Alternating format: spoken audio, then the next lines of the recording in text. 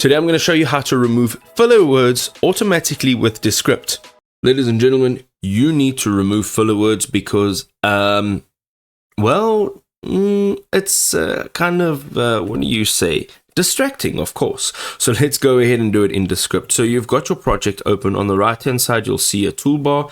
Click on AI tools and quite simply go and click on remove filler words. You'll see over here, it'll ask for 3 filler words and they have been detected.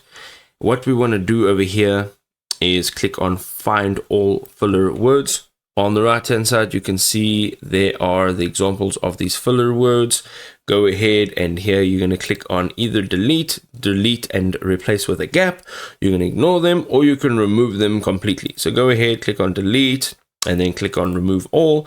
This will now all be removed. So you can now have no filler words in your video projects in Descript.